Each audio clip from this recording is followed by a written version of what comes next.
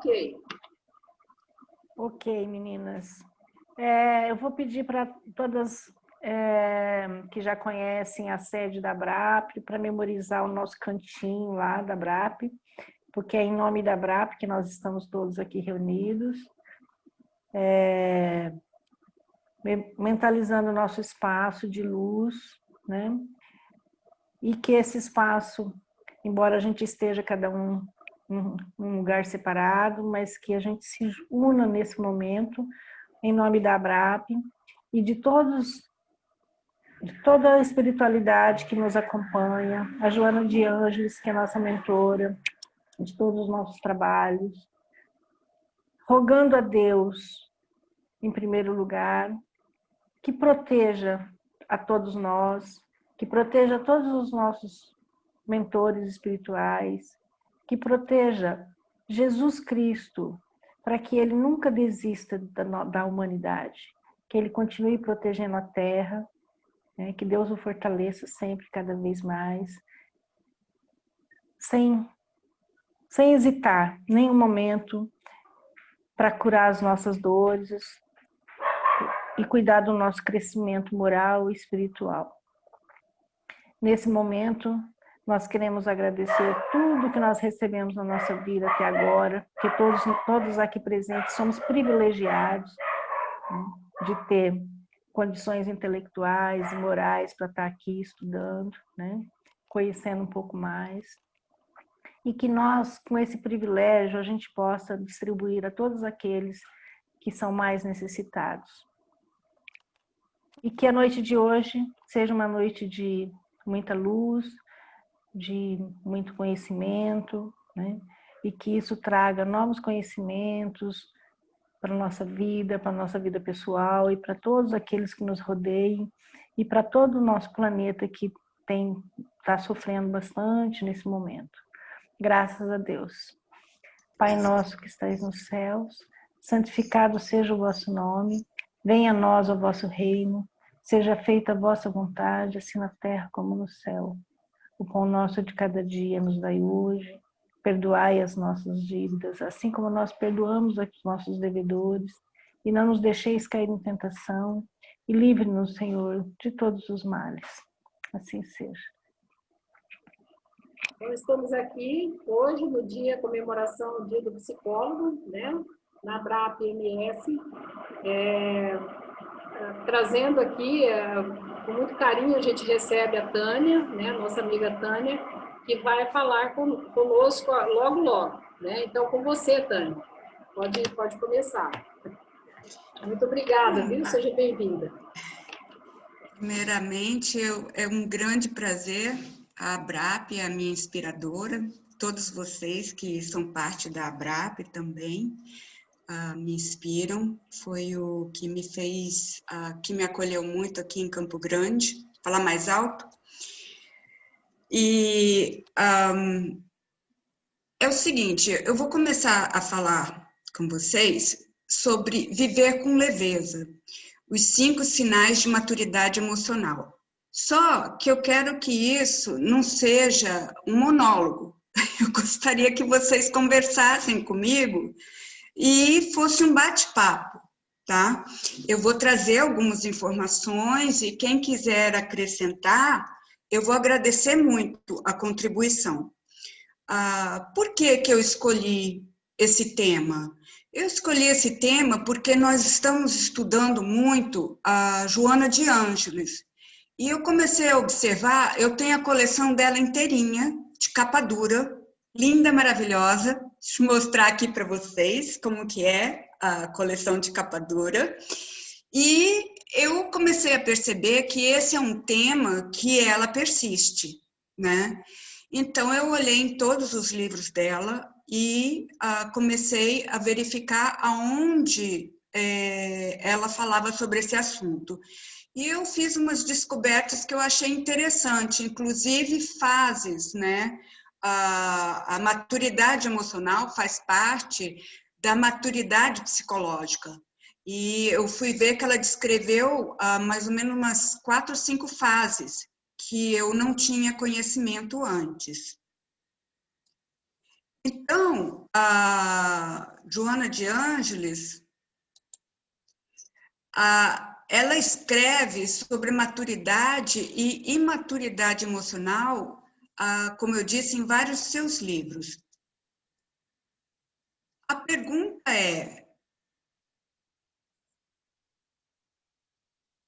o que é maturidade emocional? Então, como eu já falei, ela classifica como uma das etapas da maturidade psicológica. Só que eu verifiquei que essas fases da etapa da maturidade psicológica não tem como a gente dizer que primeiro é uma etapa, que depois vem a outra e depois vem a outra e assim vai. E a gente vai evoluindo, não é por aí. Eu acho que elas acontecem todas e muitas vezes ao mesmo tempo. Então, ela define a maturidade psicológica como emocional, mental, moral e social, sendo a social a mais elevada. É aquela que a gente realmente pratica uma caridade profunda. Aquela caridade que vai além dos bens materiais. É a caridade que ajuda as pessoas a tornarem mais felizes. Vou descrever um pouquinho de cada uma delas. O que quer dizer, então, para a gente maturidade psicológica? É a capacidade que a gente tem de lidar de forma eficaz e resiliente com as nossas experiências, desempenhar de forma satisfatória as tarefas do nosso desenvolvimento, porque na maturidade psicológica está diretamente relacionada com o nosso desenvolvimento biológico, social e cognitivo. E como eu mexo nessa área cognitiva, ela tem tudo a ver com isso, com o nosso pensamento, nosso comportamento e a forma que a nossa fala, e emoções também. Então, a primeira fase, a Joana de Ângeles chama de maturidade afetiva, mas eu estou usando o termo aqui emocional, que é a mesma coisa, né? Então, ela diz que é a capacidade de gerenciar as nossas emoções e assumir total responsabilidade pelas nossas ações. Está diretamente relacionada com a habilidade de lidar com a nossa vida e deixarmos de depender da aprovação dos outros. É muito difícil a gente encontrar, a gente, de um modo geral, gosta de ter a aprovação das outras pessoas. É difícil você chegar para qualquer pessoa, a maioria das pessoas, e perguntar se elas são totalmente desvencilhadas desse tipo de aprovação. E muitas vezes a gente também tem muitas dificuldades de lidar com certos estresses da nossa vida. Então, por isso mesmo a gente busca ajuda. Mas na maturidade emocional, a pessoa que não tem maturidade emocional, ela tem dificuldade em buscar ajuda. E a maturidade mental, o que ela é? É uma compreensão de que a vida é rica em significados e a gente encontra sentido na nossa vida na imortalidade. E isso tem tudo a ver com o espiritismo, né? Os nossos interesses, eles mudam. A conquista da razão torna-se relevante. Então, a gente quer buscar mais compreender a razão e que nos proporciona uma superação de fenômenos infantis, que é a ilusão. Então, aqui ela contradiz a questão do fenômeno infantil, que é a ilusão, que é o mundo imaginário, com o mundo objetivo no aqui e agora. Que ela diz que é o seguinte, que esse fenômeno infantil, essa ilusão, essa fantasia, ela ajuda a gente a sofrer. Quando a gente vê a realidade mais como ela realmente é, no aqui e no agora, isso reduz muito o nosso sofrimento. E tem também a questão da aceitação. Aceitar o aqui, o agora e a nossa realidade. Então, para que ocorra amadurecimento, é indispensável pensar exercitando a mente, saber como pensar, e ampliando a capacidade de discernir entre o real e a fantasia. Essa questão da fantasia infantil é muitas vezes conectada com a expectativa que a gente tem dos outros. Às vezes, as nossas expectativas não são reais. E isso causa muito sofrimento na nossa vida, esperando que os outros façam certas coisas para a gente, e quando a gente mesmo não pediu isso de forma clara. E isso é uma das maiores geradores de problemas em relacionamentos. Então, outra fase, eu digo talvez a terceira, porque não tem uma forma cronológica dessa fase, elas podem estar acontecendo tudo ao mesmo tempo, é a maturidade moral, que a gente fala muito no Espiritismo, que é responsável pela superação dos nossos instintos, das sensações grosseiras e imediatistas. Nós vivemos numa sociedade imediatista.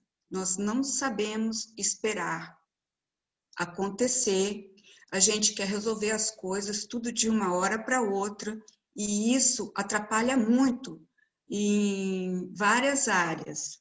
A maturidade moral, ela liberta da hipocrisia, do egoísmo, da vaidade, proporcionando um crescimento ético, estético e espiritual.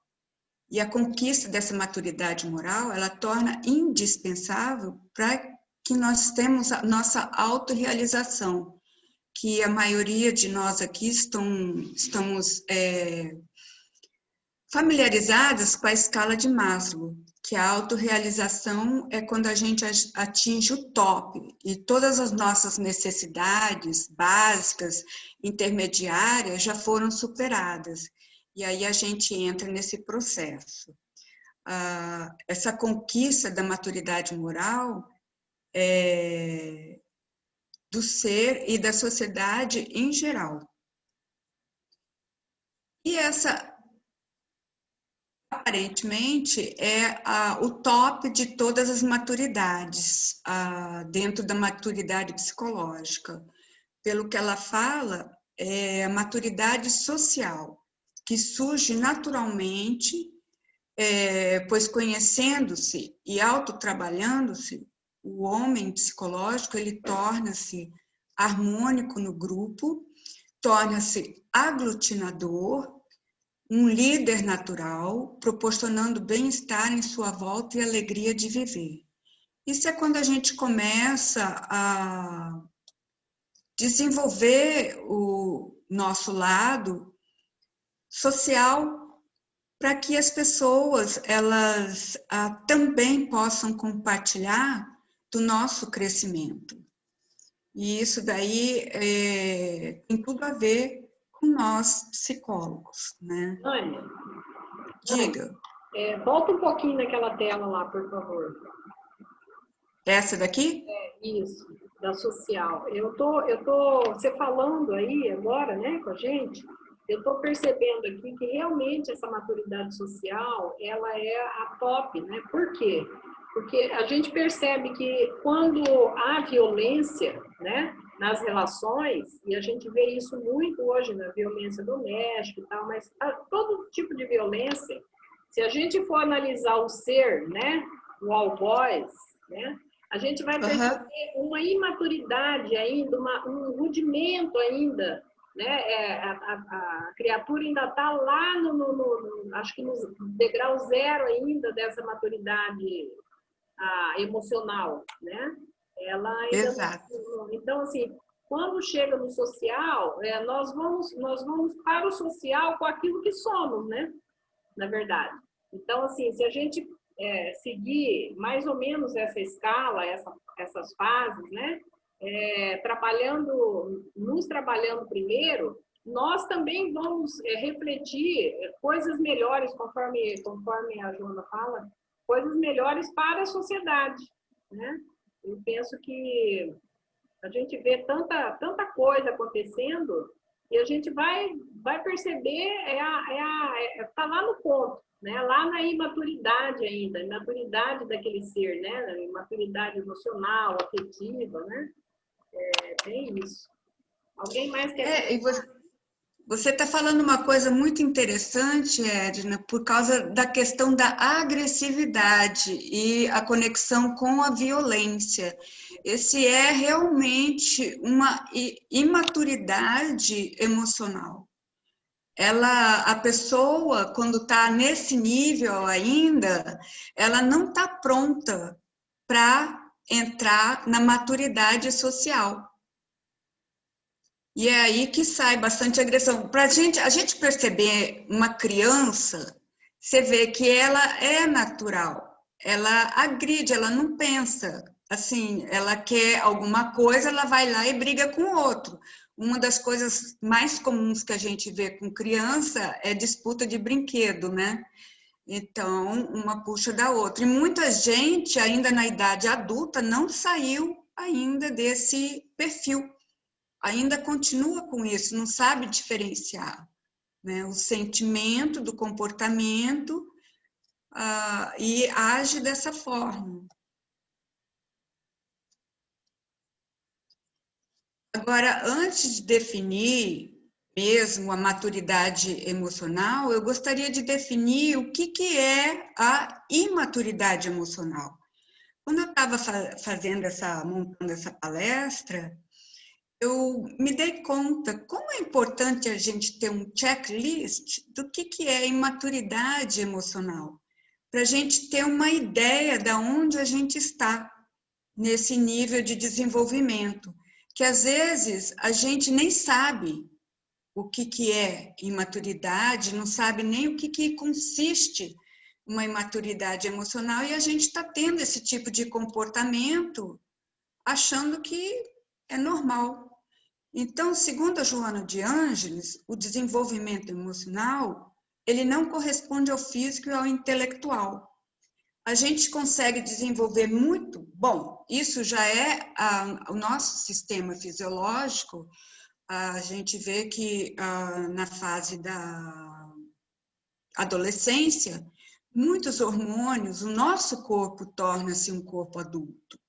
Mas a mente nossa ainda é de criança, ainda avalia várias coisas, ainda está muito vulnerável ao mundo, à vida, os estresses do dia a dia. E a intelectual é bem mais rápido de se obter. Através de estudos, através de pesquisa, um adolescente pode muito bem ter uma maturidade intelectual altamente elevada, mas a emocional fica muito para trás. Então, o que é essa maturidade para a Joana emocional? É a extensão da infância psicológica. É a habituação da criança de ter as suas necessidades e anseios resolvidos de forma imatura pelos adultos. Então, é muito confortável estar nesse estágio, ela quer crescer, então ela nega de crescer, porque ela recebe tudo ali, né? Evitando responsabilidade de enfrentar o mundo. E aí fica difícil, porque nem os pais nem nós sabemos como orientar uma criança para ela enfrentar a maturidade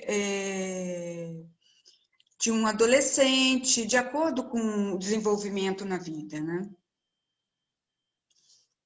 Então, ela pode tornar adultos que são susceptíveis, medrosos, instáveis e ciumentos.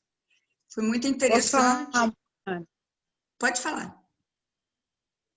Desculpa aí, mas na anterior que me veio como professora foi assim, a partir da sua explicação, e aí quem sofre por tabela, né, bastante, professor que precisa lidar com essas faixas etárias distintas, diferentes, né? Quando um professor pega de quinto ano ensino médio e fica literalmente perdido, né? Porque ele precisa lidar com essas diferenças individuais e com essa imaturidade, né? Porque você pega jovem com 16, 17, quando você está no EJA, e saiu da faixa etária, eu trabalhei no EJA em Campo Grande mais de 3 anos e percebi que essa dificuldade é imensa, independente de classe social, porque no EJA são jovens da periferia, mas que, assim, eles usam a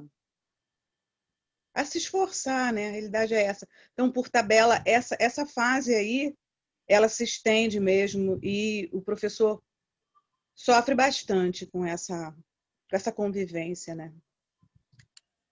O professor tem sofrido muito com isso, com a agressividade também, né? Nos subúrbios lá do Rio de Janeiro, nas escolas públicas, nossa, é uma dificuldade, é um problema geral. O respeito pelos professores, o controle das suas emoções, e parece um efeito de manada, porque quando um jovem começa com agressividade, parece que vários correspondem a isso. É o Eles líder hostil. dizem... Hã? A gente aprende, professor, en passant nas disciplinas acadêmicas, mas como eu tive muita curiosidade e comecei a ler literatura mesmo voltada para a psicologia, a gente aprende que é o líder hostil, né? O líder hostil, ele tem o poder de persuadir a maioria da classe, né? Ele persuade. Gente, me ajuda a conjugar esse verbo? Persuadir? Persuadir. Ele convence. Ele convence, né?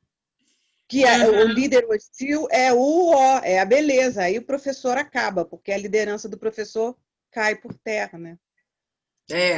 Isso é verdade.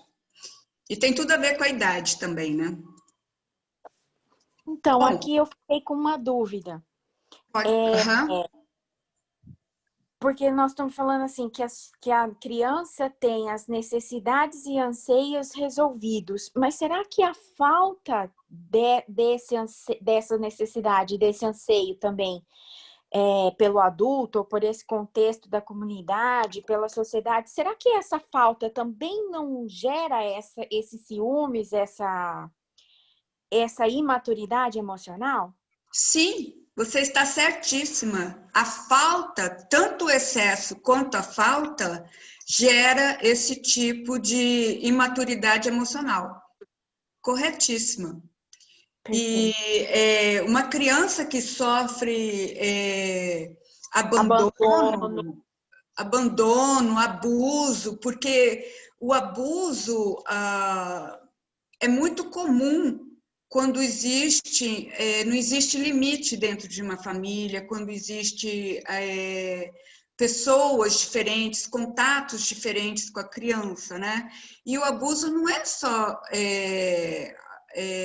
sexual. Não é só abuso de poder, não, de autoridade. É físico, é emocional, é mental, vem de todas as formas, né? Então, isso é terrível para a autoestima.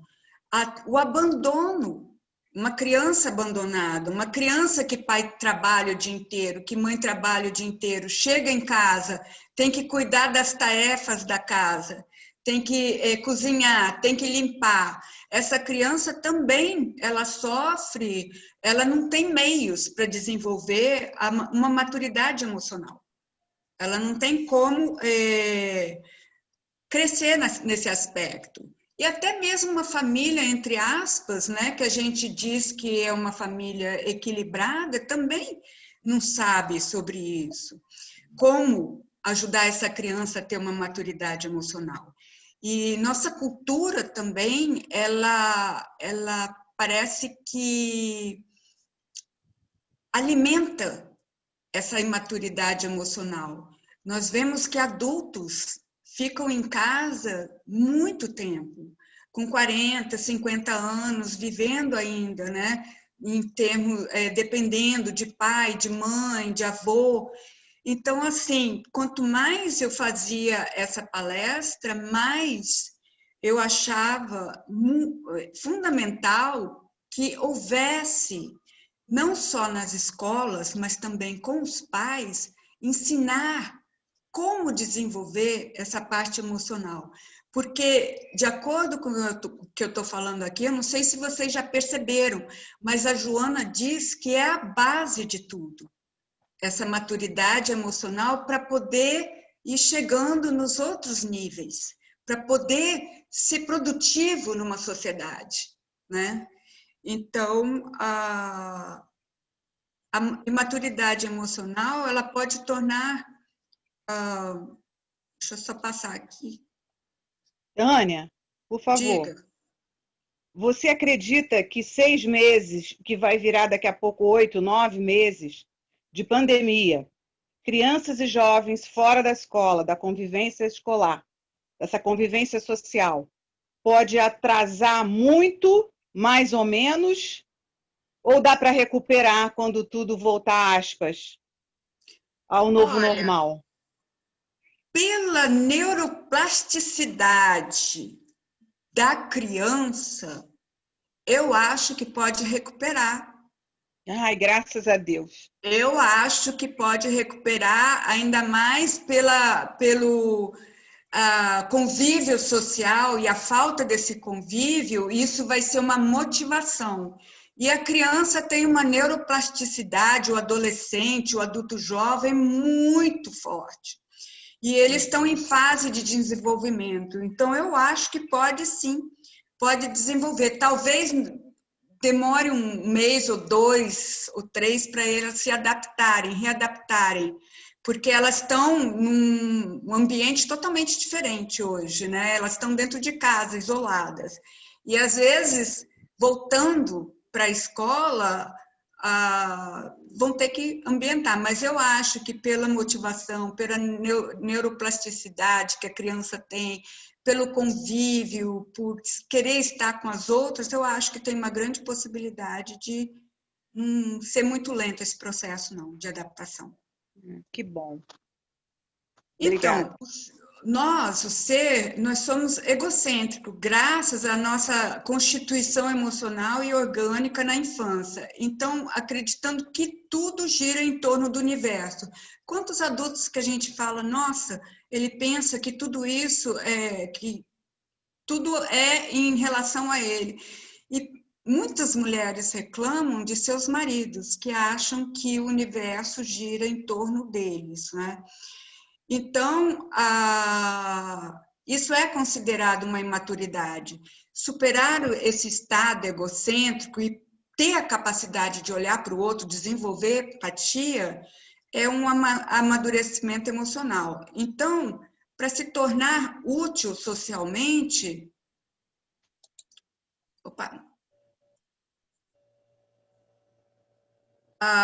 tem que ter esse rompimento com esse círculo familiar da infância e entrar na comunidade, que o próprio convívio social vai ser uma grande escola para as pessoas. Se você não amadurecer, se você não se adaptar, vai perder muitos relacionamentos importantes. Então, como que a gente pode reconhecer essa imaturidade emocional? A pessoa ela tem dificuldade de comunicar ou processar emoções de forma efetiva, ela tem ausência de conexão profunda, fuga de conversas significativas. Quantas vezes a gente já tentou conversar com pessoas que são importantes para a gente e não consegue, porque elas fogem disso. A percepção egocêntrica, fica defensiva. Eu estava vendo como é que eu posso dizer? Um show, tá? Série. Eu estava vendo uma série americana e depois dessa palestra montada, eu estava vendo como, de cena em cena, a imaturidade emocional é muito forte. Defensivos, um ia falar com o outro para resolver o problema, o outro já começava a gritar. Aí a percepção egocêntrica, só pensavam neles, que o problema era deles, que falava de divórcio, a fuga de conversa significativa, pegava, acelerava o carro e deixava o outro para trás porque não queria conversar. Então eu fiquei pensando, como que a gente pode perceber isso no dia a dia? É com tanta frequência, mas tanta frequência, que fica até difícil para a gente parar e falar, nossa, ei, peraí, vamos conversar, não é por aí, né? A pessoa evita comprometimento, relacionamentos íntimos aqui, que eu vejo meus pacientes reclamando, é o tal do fica, as pessoas querem ficar, não querem assumir compromisso de namoro, não querem assumir compromisso de desenvolver algo maior, né? Culpa, não assume responsabilidade pelos erros. Nossa, isso daí é constante que você vê em psicoterapia, porque minha mãe fez isso, meu pai fez aquilo, meu irmão fez aquilo. Então, o processo de psicoterapia é um processo de ensinamento e de amadurecimento emocional. Ô, Tânia, Sim. Quando que a gente reconhece essa imaturidade? A adolescência, você pode reconhecer ou não? Ainda está dentro dessa faixa? Por exemplo, um adolescente pode ser Suelen, ótimo que você perguntou. Não tem idade. Às vezes a gente tem uma criança que é muito mais madura do que uma pessoa de 40 anos. Às vezes... Para cobrar dela, cobrar de uma pessoa, você pode cobrar maturidade de um adolescente? Depende da situação. Você pode cobrar, se você está convivendo com este adolescente, você pode cobrar, sim, uma maturidade emocional se você ensinou. Se ele, entendeu? Você não pode cobrar de ninguém, de um adolescente, se você não ensinou como ter essa maturidade. Por exemplo, o pai, uma mãe. Como é que eu vou falar para esse adolescente não ser defensivo? Alguma vez eu ensinei para esse adolescente para não ser defensivo? O que é defensivo? E como é que eu vou cobrar de um adolescente que não sabe nem o que é emoção? Ele não sabe nem o que é raiva. A raiva para ele é agressividade, é um comportamento. Então, a gente só pode cobrar aquilo que a gente ensinou. Pois não. Eu acho assim que é até muito difícil você ensinar alguém a ter controle emocional. Eu acho que, né, você pode, através de terapia, tal, de algum trabalho, você fazer com que a pessoa melhore um pouco esse desenvolvimento emocional dele, mas isso eu acho que é de cada um, da sua constituição, de como que ele viveu, né? Então, assim, usar a palavra assim, cobrar, eu acho assim um pouco forte, porque não daria para a gente cobrar em nenhuma idade isso, né? Porque teria que ver qual é a história desse sujeito, né? O que aconteceu com ele? Como é que foi essa construção de maturidade emocional dele, né? Então, assim... Eu acho que existe, assim, às vezes o termo cobrar é muito pesado, mas a gente, entre aspas, mas a gente pode cobrar. Tipo pode assim... ensinar. Hã? Como? Pode ensinar. Então, uma cobrança, sabe como? Só um pouquinho. Eu vou pedir para vocês, quando falarem um pouco mais alto, tá? Porque tá gravando, então daí fica muito baixinho, tá bom? É só isso. A modelagem é uma forma de ensinar e também a própria forma que você se comunica. Por exemplo, só para dar um exemplo, vem uma pessoa, vem um adolescente gritando, bravo, furioso, você pode pedir, acalma, respira. Vamos conversar com calma, respira. E se continuar, você pode dizer, olha, eu não consigo falar dessa forma. Então, quando você tiver mais calma, a gente conversa, eu estou aberto. Então, uma modelagem, um ensino constante que a Tânia, gente pode ter. isso que vocês estão falando está me remetendo muito ao livro que eu li da Brené Brown. Não sei se vocês já tiveram contato, né? Que ela fez um estudo profundo sobre vulnerabilidade, né? E no livro que eu li, A Coragem de Ser Imperfeito, ela fala, dá ensinamentos de como fazer ensinar a criança a ter fazer uma psicoeducação, mas no sentido a partir do nosso comportamento. Então, por exemplo, nesse sentido que a Tânia trouxe como exemplo, ela fala muito de mostrar para a criança ou até mesmo um adulto, porque muitos adultos realmente não fazem esse reconhecimento da emoção, que nem vocês estão conversando, né? E falar, eu tô vendo que você está bravo, né? Nomear para a pessoa a emoção que você está percebendo, porque isso é uma forma de ensinar para ela, mesmo quando ela já está adulta ou quando é criança, principalmente quando é criança, é muito importante. É muito bacana esse livro, ela dá vários assim exemplos de como fazer isso, sabe? Porque você está passando a partir do seu comportamento não só um exemplo, mas você está realmente fazendo com que ela se perceba, sabe? Tá fazendo um espelho para ela, é bem legal. Eu acho super importante essa reflexão que você falou. Você reflete de volta o que essa pessoa está te emitindo. E nomear as emoções é fundamental para que a gente comece a aprender a diferença entre uma coisa e a outra.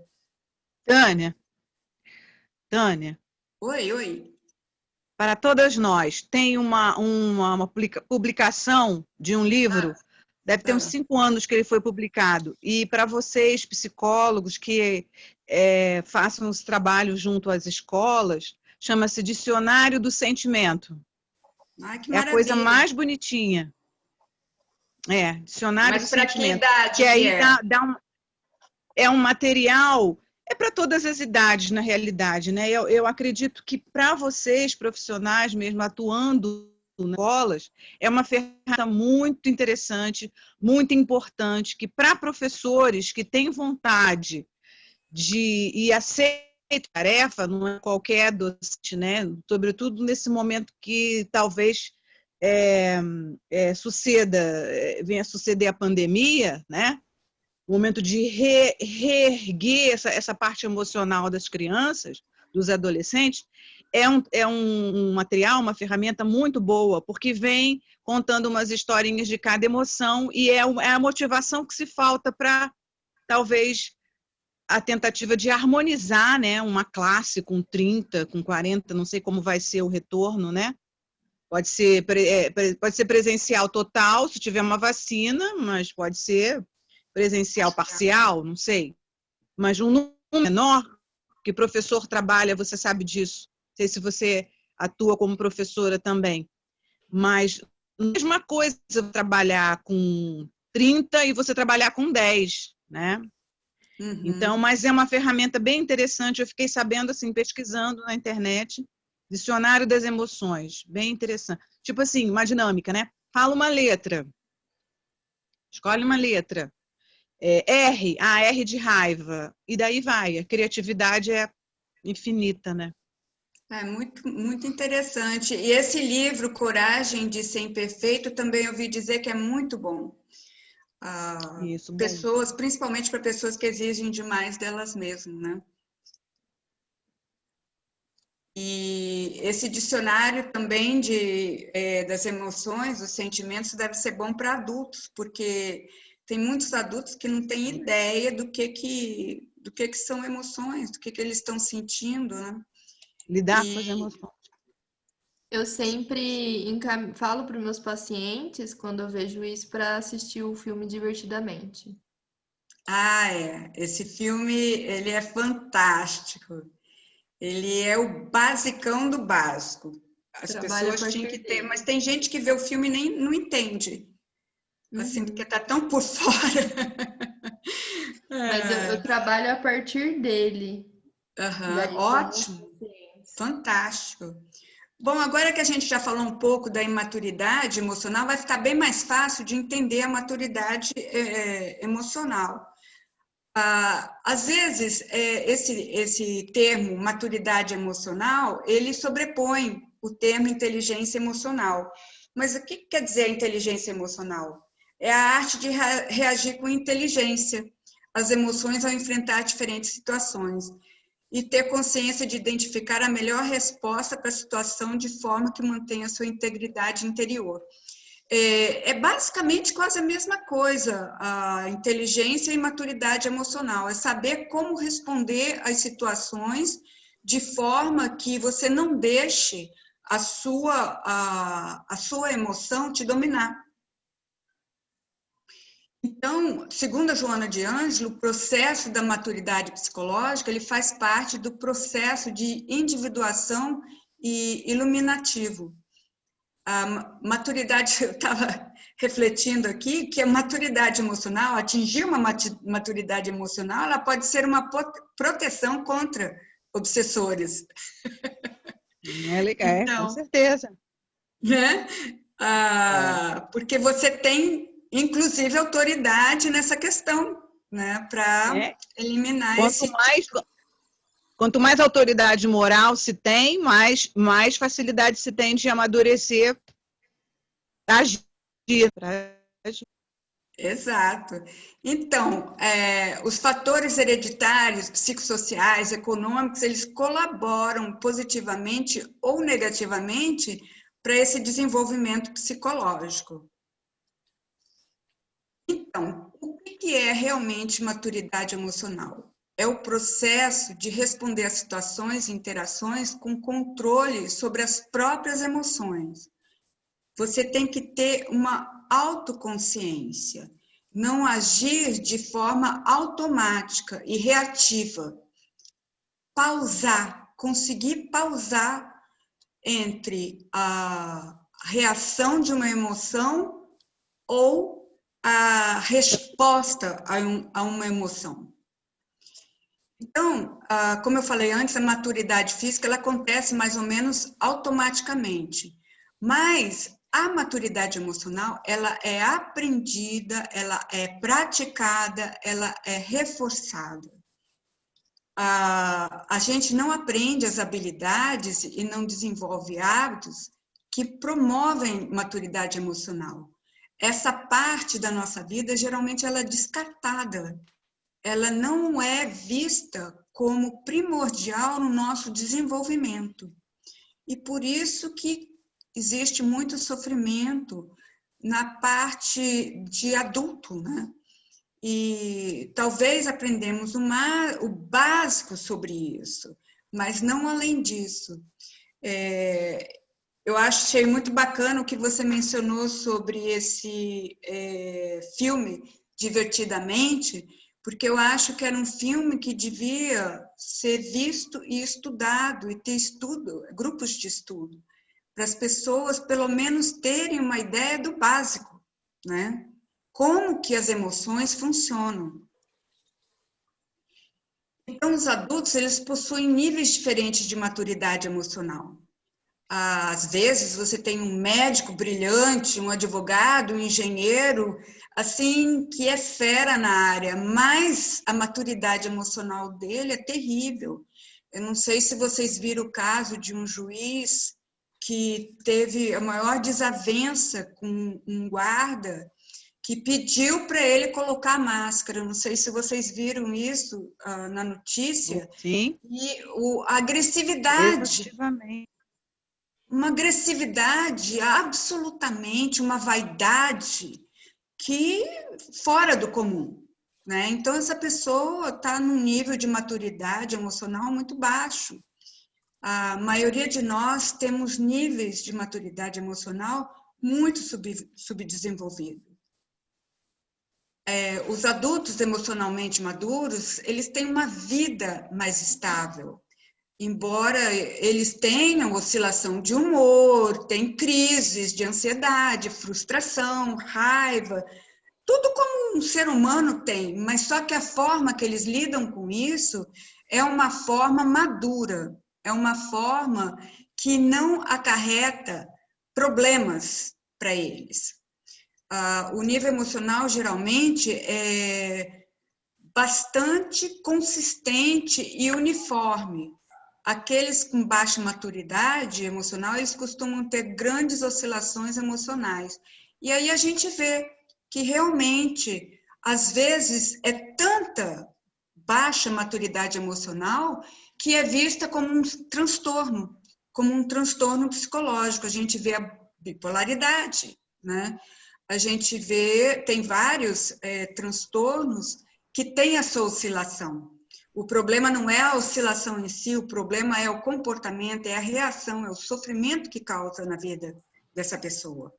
Eu poderia incluir, então, né, como consequência, o transtorno de ansiedade, a depressão, o transtorno bipolar, tudo isso como uma consequência de uma imaturidade psicológica? Não deixa de ser, mas não é tudo. Não deixa de fazer parte a imaturidade.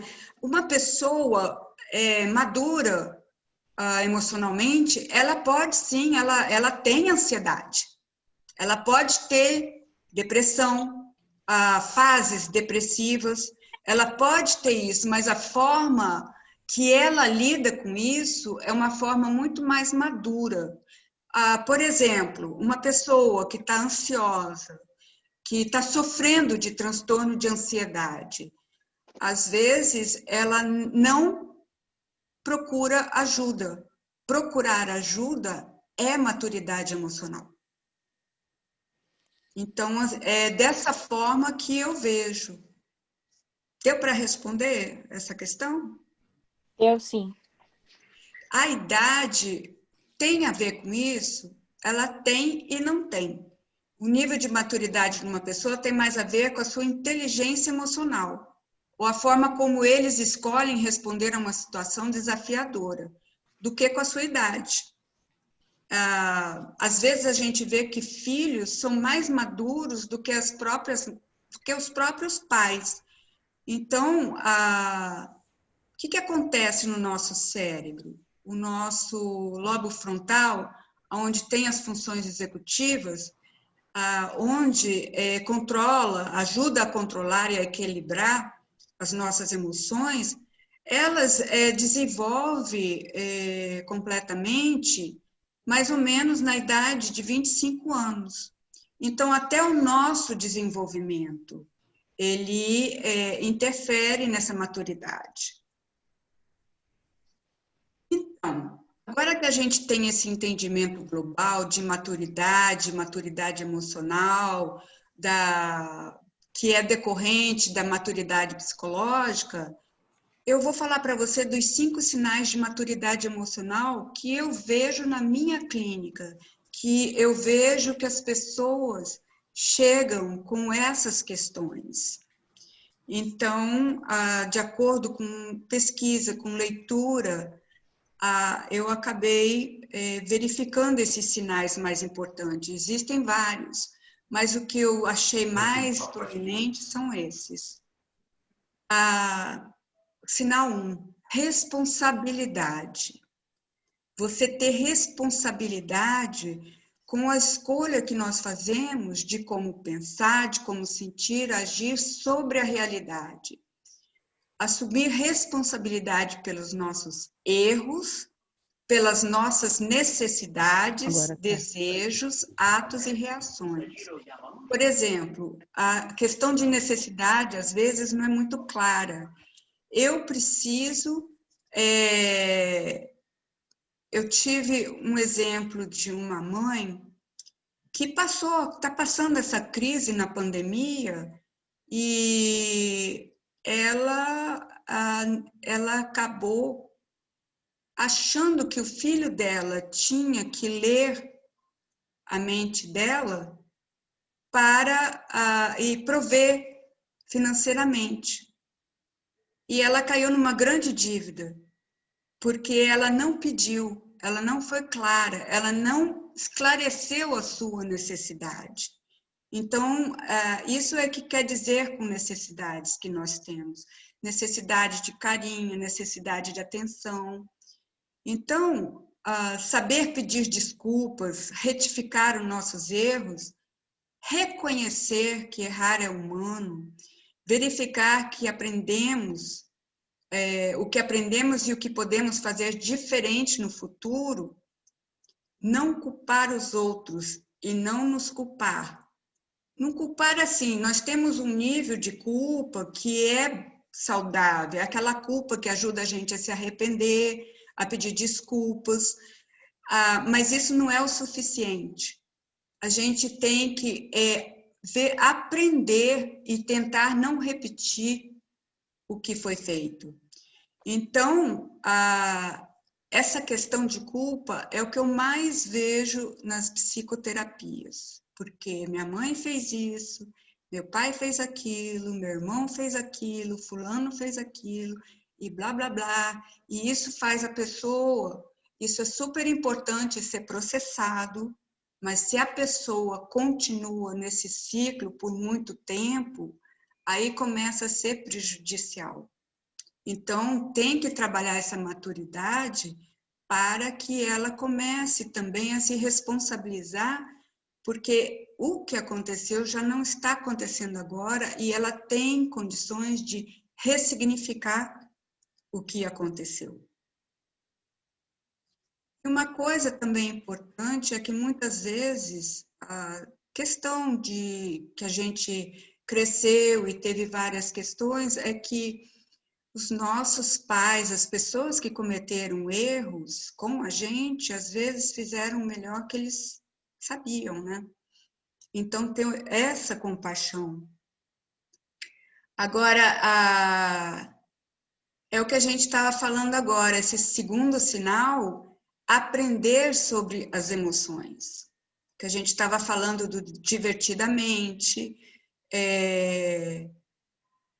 não dar às nossas emoções autoridade delas direcionarem a nossa vida. Muitas pessoas falam, elas sentem que foram agredidas e elas agridem de volta sem querer saber.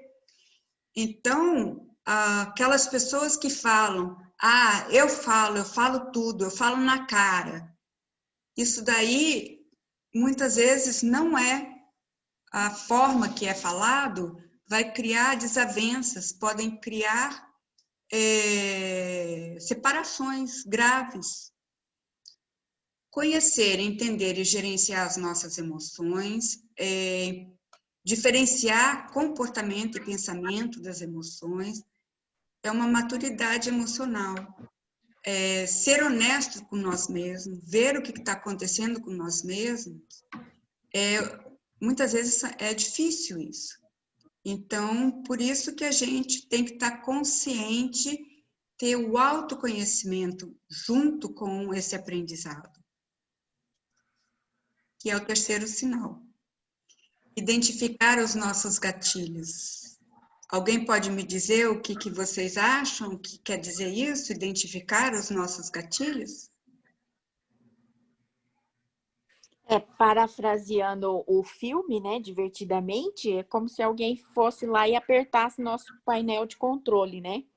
Geralmente aqueles traumas ou coisas que a gente tem mais dificuldade de lidar com essas emoções, em mim sempre o que dispara são emoções.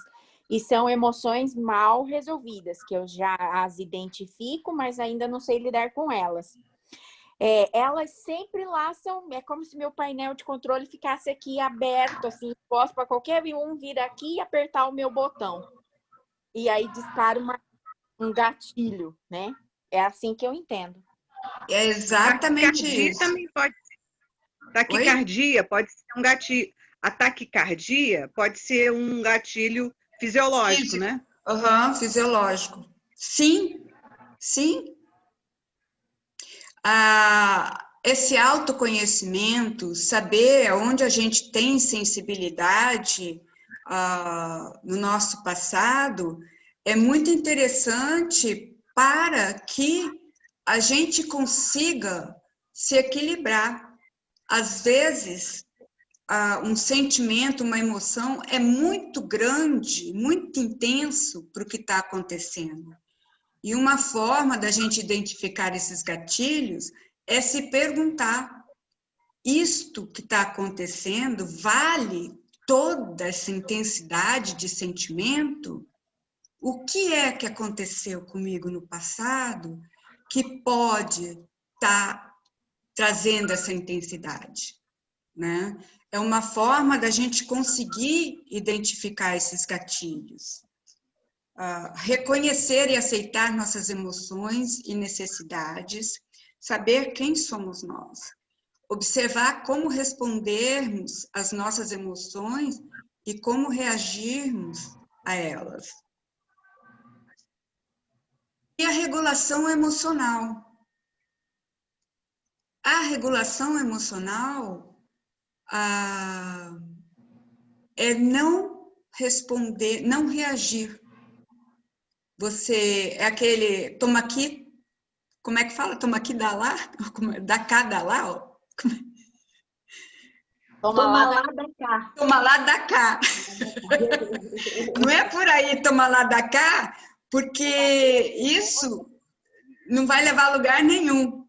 Então, dá um tempo.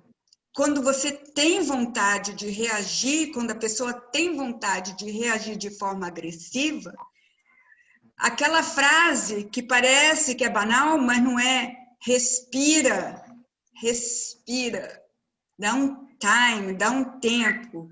Então, aprender como primeiro observar nossas emoções, em seguida, reagir de forma cuidadosa e produtiva. E, às vezes, se a gente não sabe reagir dessa forma produtiva, pede um tempo. Fala: não estou conseguindo lidar com isso agora, está muito intenso, eu preciso de... Vamos falar sobre isso depois? Eu estou disponível mais tarde. Aceitar a emoção sem julgar se ela é boa ou se ela é ruim.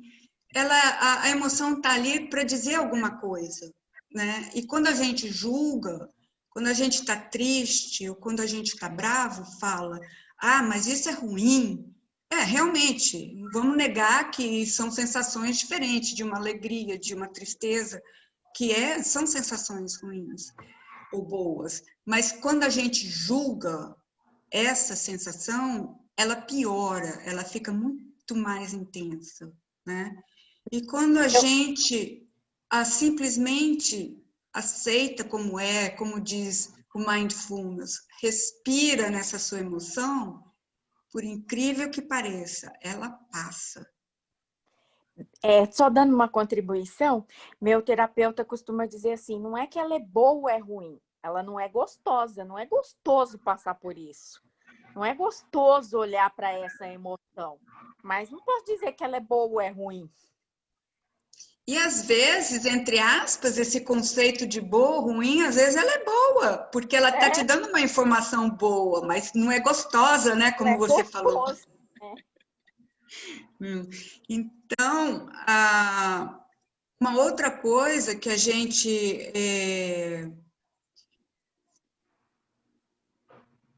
quer resultados imediatos. Então, isso faz com que a gente tenta resolver as coisas de forma ansiosa. E, muitas vezes, essa ansiedade para resolver as coisas não dá certo. E acabamos fazendo vários erros. Por exemplo, um exemplo assim, fisiológico, a gente está numa dieta ou numa reeducação alimentar. Aí vem o seu biscoito favorito. Você quer aquela gratificação imediata, você acaba comendo aquilo. Mas, se você quer uma gratificação tardia, sabe que esse desejo vai passar, ou fica longe ou se afasta do desejo, aí você vai ter uma gratificação tardia, que é o resultado que você está querendo, é o resultado de perder peso, de emagrecer. E a autoconfidência aumenta, né? Com isso. Então, identificar impulsos e resistir à tentação de agir de acordo com ele. Tolerar sentimentos de desconforto por tempo suficiente para encontrar soluções para seus problemas. Jussara, você quer falar? Está falando que a Jussara levantou a mão aí. Bom, solução imediata, ela pode representar gratificação para muitos, mas pessoas maduras, elas sabem melhor que soluções vêm com o adiamento da necessidade de livrar logo daquele problema. E o último sinal é a comunicação assertiva. A comunicação assertiva não é nem agressiva e nem aquela comunicação submissa, que você aceita tudo que a outra pessoa fala para evitar confusão. A agressiva é aquela que você já grita, já berra, já gera um conflito maior. Então, na comunicação assertiva, a gente consegue definir limites saudáveis e uma forma de amor e respeito próprio. Você sabe como e quando definir os seus limites e não permitirá que os outros ultrapassem. Essa forma de saber como definir os seus limites, às vezes a gente não sabe no nível consciente, mas no nível corporal, no nível físico, às vezes a gente tem sensações ruins, quando a gente está lidando com uma outra pessoa e ela está ultrapassando os nossos limites. Então, é importante a gente ficar atento a esses sinais. As pessoas não sabem quais são os limites, a gente tem que falar para elas, né? A flexibilidade também de pontos de vista. O nosso ponto de vista não é sempre o certo. Então, aceitar opiniões dos outros, pedir opiniões dos outros. Evitar de retaliar instantaneamente as pessoas achando que tudo que dizem ou fazem é um ataque pessoal. Muita gente leva tudo que os outros fazem como se fosse para eles, mas mal pensam além deles, que aquela pessoa pode ter tido uma notícia ruim, aquela pessoa pode ter tido uma noite mal dormida, aquela pessoa pode estar com um problema na família, mas é uma imaturidade emocional achar que tudo envolve ele, que ele é o centro de tudo, ele ou ela, né? Então, para finalizar... Eu acredito... Sim, pois não? Eu acredito, Joana, as meninas vão dizer aí se eu estou equivocada, se eu estou esquecida. Joana tem numa desses livros de série, talvez um capítulo bem abrangente que é o vitimizar-se, né? Uhum. Eu acho que está bem próximo dessa definição sua, né? É a vitimização, né? Achar sempre que eu estou sempre no papel de vítima, né? Sim, aí é complicado você acionar um gatilho para modificar. Isso, qualquer pessoa que fala qualquer coisa contra mim, sou eu. E aí o que acontece? A pessoa fica na defesa e o diálogo assertivo vai embora, não tem conversa.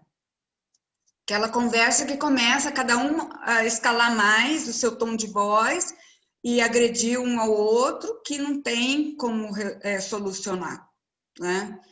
Então, em suma, a maturidade emocional, ela é uma escolha para todos, mas, ao mesmo tempo, eu vejo que tem muita gente que não tem conhecimento, ela ignora, ela não sabe que existe, ela não sabe que ela pode aprender a ter maturidade emocional. Eu ia até fazer o trocadilho, né? Maturidade emocional é uma escola também para todos, não? Sim, correto. Ótimo trocadilho. Então, quanto mais você valoriza quem você é e o que tem a oferecer, mais responsável a gente vai ser para cuidar de si mesmo. Então, Albert Ellis, ele disse que os melhores anos da nossa vida são aqueles que nós decidimos que os nossos problemas são nossos. Você não culpa sua mãe, a ecologia, o presidente, você controla o seu próprio destino. Isso nos dá poder sobre nós mesmos, né? Porque o momento que a gente fala que a culpa é do outro, a gente não tem controle sobre o outro, mas a gente tem controle sobre nós. E vamos supor que você está realmente numa situação onde a culpa é do outro. E aí? Porque isso, numa relação abusiva, isso daí é evidente. Então, nesta situação, que você não consegue controlar o outro, é importante se proteger e se afastar dessa pessoa. Você não tem controle, como é que você vai controlar o outro, né? Então, para finalizar, a Joana de Ângeles diz que o homem maduro psicologicamente vive a amplidão infinita das aspirações do bom, do belo, do verdadeiro, do esvaído do ego, atinge o self, tornando-se homem integral, ideal no rumo infinito. Isso daqui é parte do livro do Homem Integral, que a Edna já falou para a gente, mas eu achei muito lindo isso que ela falou. E aí tem a referência, se vocês quiserem, terei um grande prazer de passar para vocês. Agora eu queria saber o feedback, o ponto de vista de cada um de vocês. Edna, não estamos te ouvindo. Eu vou pedir para você, Tânia, eu vou pedir para você tirar da tela para poder ficar com a tela inteira, tá? Tá. Vou entrar na tela aqui.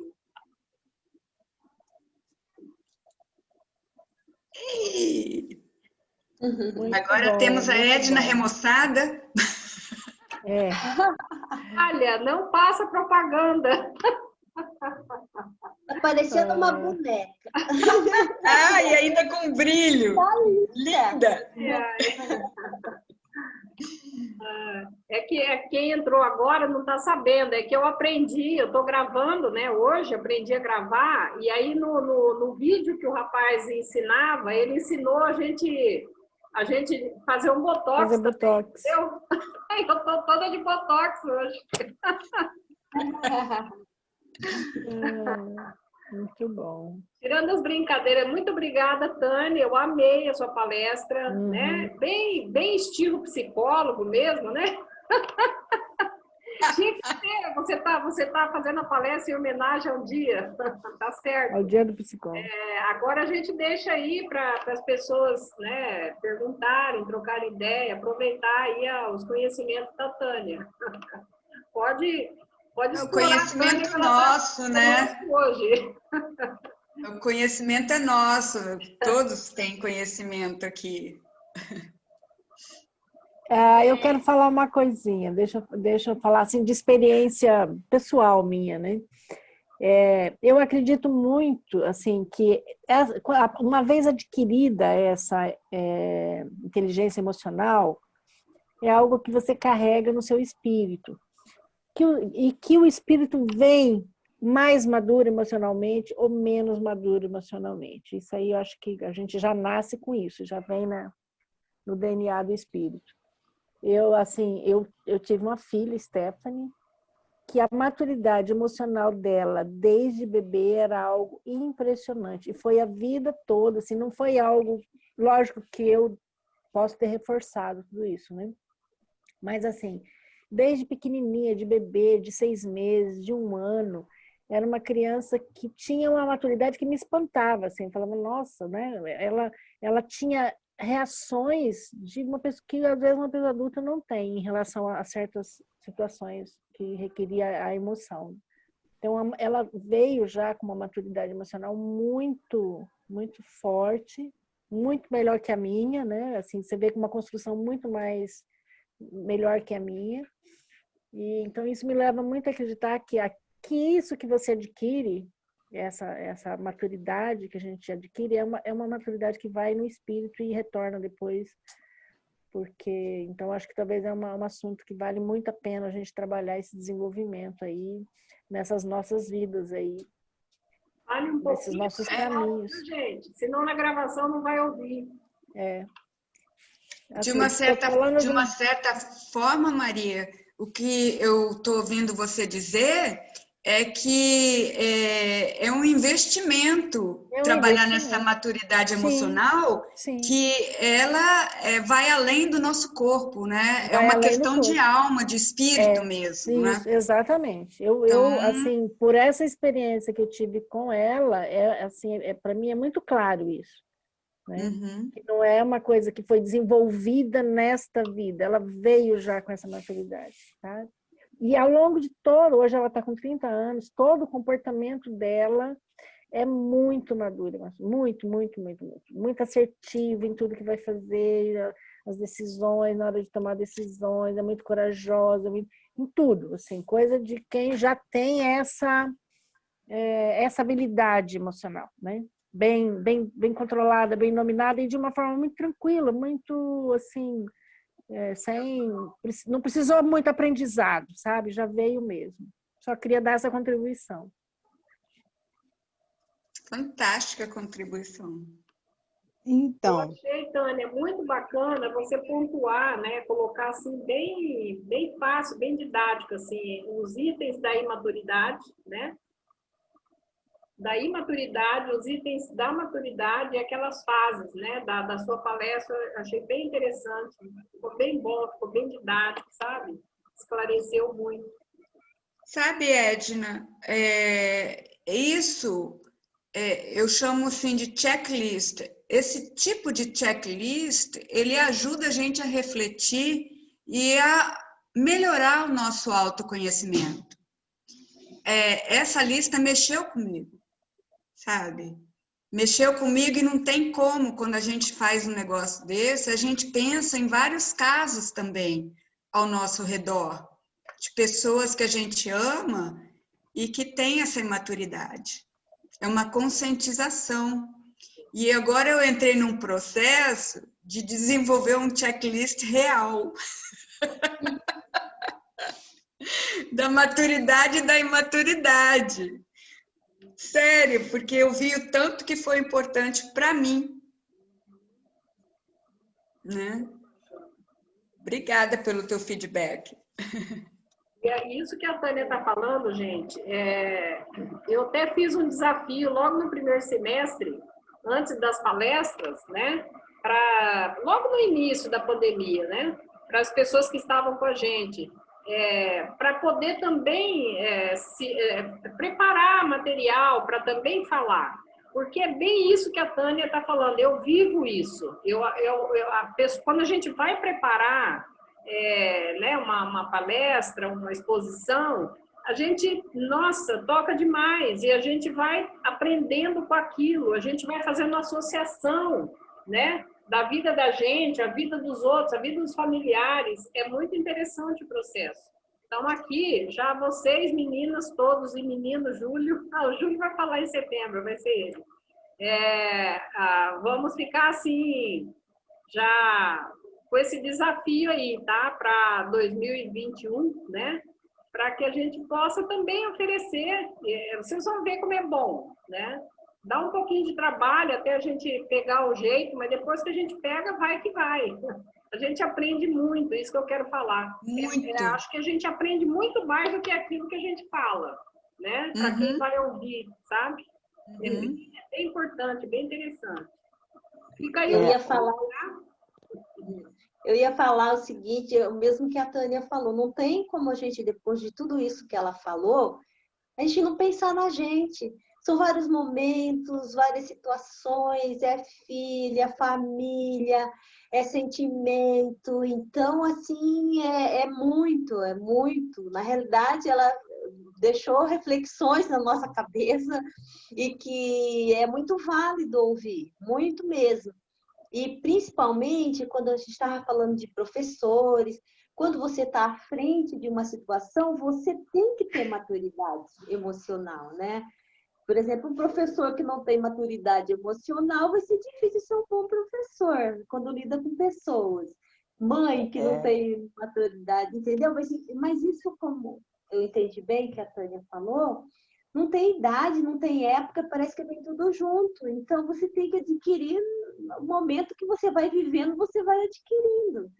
E ouvindo ela falar, é muito bom saber que a gente já está num caminho ou que a gente ainda tem que entrar nesse caminho. É muito bom, gostei bastante dessas reflexões.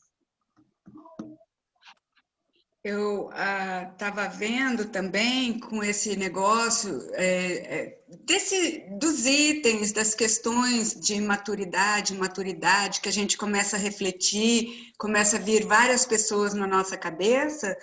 Para mim, incrível, mas pessoas imaturas que eu gosto, eu comecei a sentir mais compaixão, sabe? Mais cuidado, de repente ela precisa de uma conversa mais tranquila sobre isso, né? Às vezes não sabe, só sabe o que tem, né? Então isso foi muito bacana também em relação. Posso falar? Posso falar? Pode. Sim. Posso? Alguém mais quer falar? O Júlio? Não, as citações que você fez de apoio no livro da Joana, que é o que a gente está vendo, né, o Homem Integral, tem um item que ela nos convida ao devir psicológico, né? E aí eu fui começar a pesquisar o que é esse devir, né? E aí a gente entende que o devir é justamente o processo da gente se transformar, né? O tornar-se e vir a ser. Quer dizer, é todo um processo que nós podemos fazer ao longo de uma existência, ou de várias. Mas quando a gente tem acesso a uma literatura fantástica como a da Joana, que o tempo todo ela nos convida mesmo à transformação, ao autoconhecimento, e aí a gente pega e linka com o que você disse, e aí eu, como professora, não posso deixar de trazer mais essa dúvida para todos, assim. Como será esse novo normal, né? 2021. 2020 a gente faz um apagão? No meu entender, não. Não é bem assim. Porque a gente aprende com tudo. Sobretudo com a dor, a gente aprende isso. A gente que é espírita, a gente aprende. Com a dor, a gente aprende muito mais do que a ausência da dor. A ausência da dor nos deixa numa zona de conforto, né? E aí, esse pós-pandemia, quando ele começar a ser revisto, estudado, sentido com um distanciamento um pouco maior, o que pode acontecer assim, em termos de projeção no comportamento humano? Eu vejo com muito otimismo. Eu encontrado muito estrantes e tal, alguns estão vendo com pessimismo, não vai ser assim, não vai ser assim, acabou, veio a vacina, todo mundo vai ficar, que legal. Eu também entendo que não é, as formações não são assim, né, instantâneas. Como é que você vê, assim, analisa esse processo aí que está perto de acontecer, assim, aspiramos? Eu acho que... Eu posso falar? Sim. Oi. Então, eu acho que o que ela acabou de colocar aí, que nós vamos ter que fazer uma reconstrução do que foi esse ano, numa interdisciplinaridade, né, entre todas as áreas, para relatar, escrever, fazer teatro, fazer tudo que for necessário para a gente ter na memória, para sempre, para a vida toda, a lição que nós tivemos nesse ano de 2020. Vai ter que ser assim uma união muito grande e um amor e uma empatia muito grande para que a gente reviva tudo isso que nós passamos, mas com mais leveza, né? Para que a gente tenha um entendimento há anos depois que qual foi a nossa história, né? Vai fazer parte do nosso livro da história. Meninos, é o seguinte, faltam 5 minutos, tá? Quem quiser falar, vamos falando para a gente partir para o encerramento, tá bom? Porque tem pessoas aqui que já emendam outras atividades, né? Então, a gente tem 5 minutos aqui. Eu queria só comentar a respeito, às vezes a gente faz essa reflexão, né? A escola... Mais alto, Mara, só um pouquinho mais alto. Eu acho que a escola, ela está nesse esforço de também tentar... todo o sistema educacional, né? Ele está nesse esforço de saber qual é a educação que o mundo de hoje precisa oferecer, né? Qual o papel da escola nesse mundo de hoje? Porque, vou dar um exemplo. Os meus filhos mesmo, que agora estão com 14, 12, há um ano, eles falaram assim, eu não entendo por que a escola fica ensinando a gente a saber tal coisa, sendo que a hora que eu quiser saber especificamente isso, eu posso ir lá no Google e perguntar. Então, me chamou a atenção o fato de eles sentirem, de a gente perceber ser muito diferente, né? Antes quem tinha uma Barça podia fazer uma pesquisa ali, né? Agora não, agora o Google oferece muitas coisas. Então, eu acho que aí quando eu escuto falar, por exemplo, são 2 exemplos, aqui sobre as emoções, né? Que a gente pode aprender a lidar com as emoções. Mas a gente vive uma vida toda, aí chega um dia que você resolve que vai fazer terapia, aí você aprende que é possível lidar com as emoções. Mas, senão você passa uma vida inteira sem identificar o que é um estímulo externo, o que é isso que vem automaticamente, que informações que está te oferecendo, como é que você age ou reage, né? O que significa a forma de você responder essas emoções. E eu acho que, ainda que a gente aprende, né, forçosamente, naturalmente, pelas próprias experiências, pela vida, mas quando você tem alguém que vai poder te dar um pouco mais de oferecer um suporte, um apoio, um conhecimento para você entender o que acontece com você e quais os possíveis resultados de uma ou outra atitude, né, a partir das suas emoções, é outra coisa. Então, assim, você acelera o aprendizado. Acho que você tem a tendência de sofrer menos, né, porque você vai aprender. E aí eu faço essa comparação com ensinar uma pessoa a ser cidadã, né? Existem direitos e existem deveres. Eu acho que a gente precisa discutir sobre isso, que entra no primeiro sinal, que é a responsabilidade, né? Que a Tânia mencionou. E eu vi tanta coisa ali no item da responsabilidade que eu falei, nossa, tudo isso é responsabilidade, eu acho que eu sou uma grande responsável. Comecei a me analisar, né, como a gente fez aqui. Então, é isso, eu queria só trazer essa reflexão de como que a gente precisa, talvez, abrir espaços, abrir caminhos, né, para oferecer para as pessoas o conhecimento sobre, para a gente ter acesso ao conhecimento sobre nós mesmos e ao conhecimento de como a gente pode se relacionar melhor com o outro, né? Aprender a lidar com as emoções ajuda também a formar um bom cidadão. Aprender a ser um bom cidadão ajuda a gente também a se tornar uma pessoa melhor, né? Está muito interligado. Eu acho que hoje, quem sabe, a gente caminha para as instituições de ensino integrarem esses conteúdos.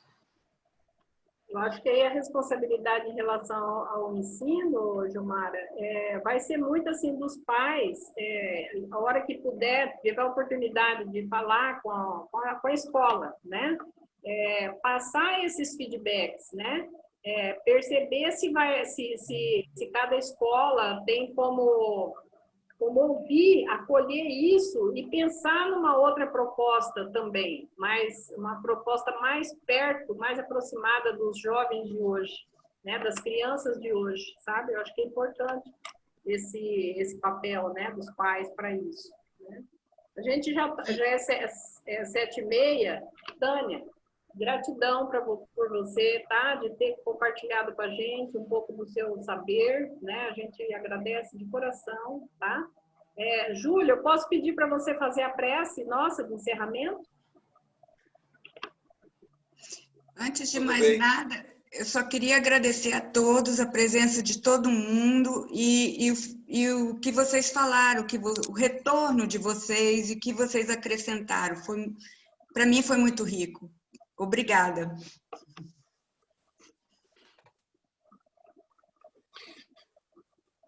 Então, aproveitando a oportunidade para agradecer a Jesus, primeiramente, né, nosso mestre, aquele que nos deu a oportunidade desse aprendizado todo, trazendo para nós as informações e orientações fundamentais, básicas, essenciais, e a partir das quais todo esse conhecimento vem se dilatando e fazendo parte do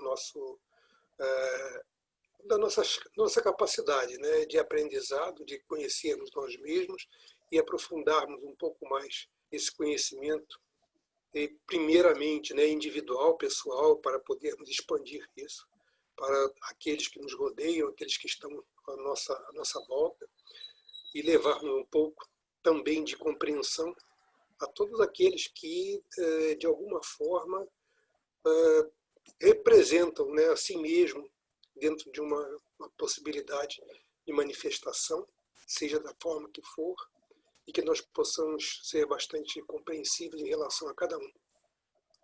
E que nós possamos ofertar a esses mesmos tudo aquilo que a gente já aprendeu, que a gente já conseguiu incorporar no nosso cabedal de conhecimento, de comportamento mais reto, mais adequado, para que a gente consiga transformar todo esse mundo onde nós vivemos, pelo menos aquilo que nós temos mais acesso mais direto, para que a gente possa ter uma vida mais tranquila, mais calma, mais correta, mais dentro de uma possibilidade de crescimento, de evolução espiritual, principalmente.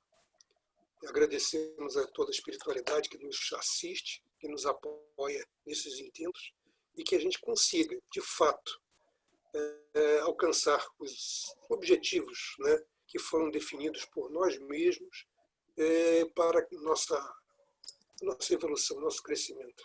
Que assim seja. Assim seja. Beijo no coração de todos. Até a próxima quinta. Beijo, Tânia. Muito Tchau. obrigada. Tchau, tchau, gente. Obrigada. Obrigada, Tchau, Tânia. tchau.